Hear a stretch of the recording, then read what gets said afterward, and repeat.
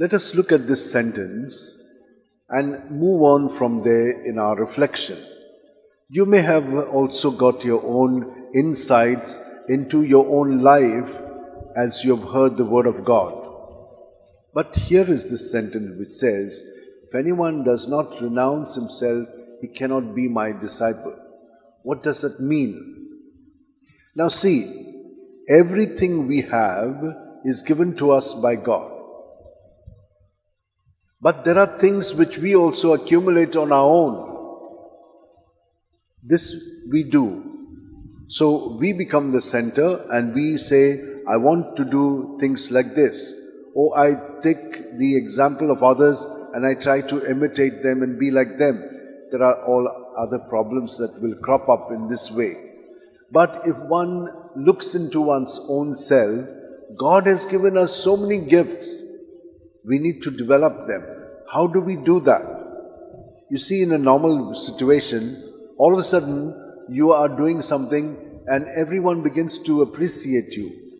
You seem to be doing better than the others in that. And that is how you feel encouraged to do that even more and better. And that's how grace is given to you. That means a free gift from God to be truly what you are supposed to be in Jesus. And that is what happens to you. You become an expert in your own field, and that is what you are doing. But look at it like this. Whatever is given to you, when you give it back to God, God gives you the grace to do even better. So when you renounce it, God gives it back to you multiplied. And that's what I've been always telling you. Surrender your thoughts, your feelings, your experiences to Jesus. And all that is there in you, He will bless it and give it back to you multiplied. I've been always saying that to you. This is what it means. When you renounce it, it comes back to you. You must not remain attached to anything, because if you remain attached, then that thing does not grow in us. Now look at the first reading. It is, coming from a kind of philosophy, Platonic, where the body is not so important. It is the spirit that is important. But they have not taken this fully here. The body is important because in this body is also the Spirit of God. And when one follows the Spirit of God rather than one's own spirit, one will make progress, it is said in the first reading. So that is what is important. In us also, we have all the gifts, but the Spirit of God is with us through our baptism. And when we align ourselves to the Spirit, then more progress will take place in us. Look at Paul. What is he saying to his friend Philemon? Philemon is a rich man, but he's also become a Christian.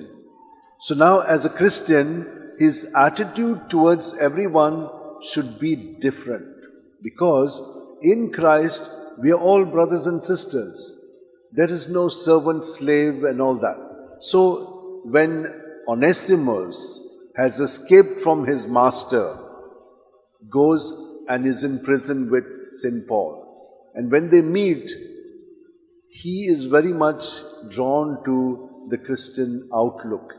And Paul treats him like his own brother, and he is like his son.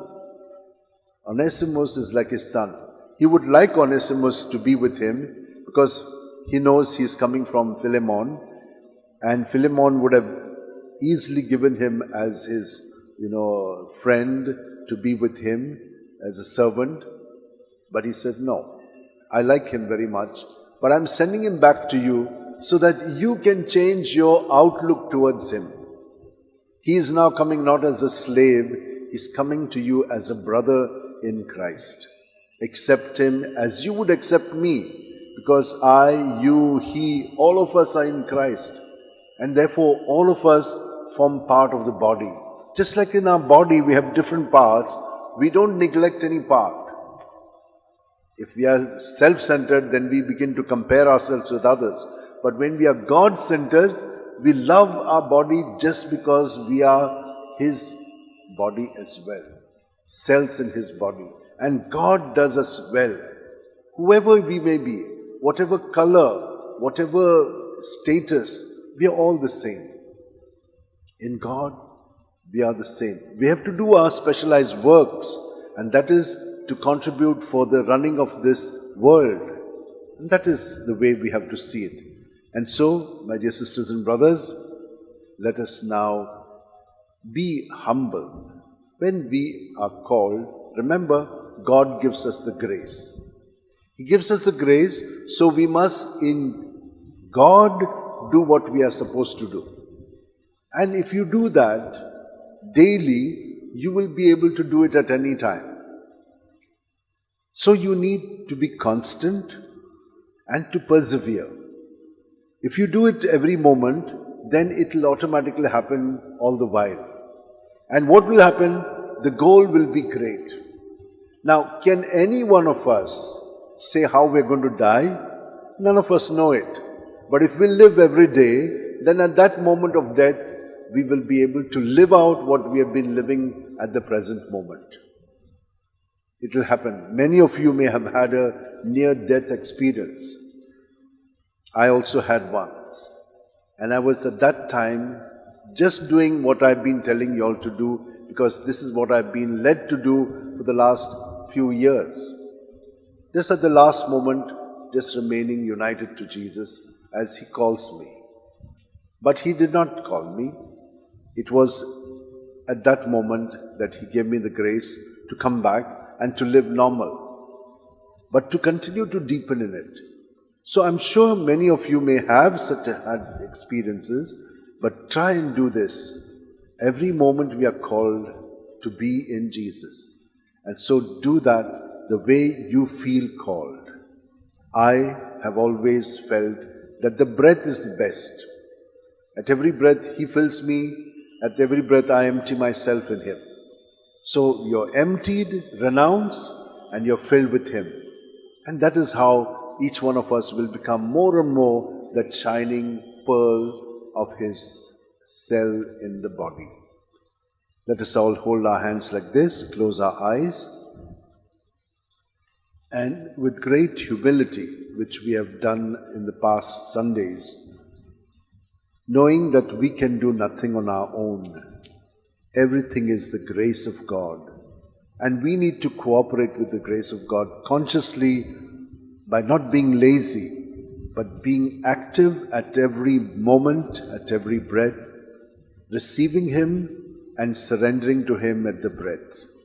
Lord, bless each one of us here so that we may truly allow You to accomplish Your plans in each one of us, and in that way we do Your will.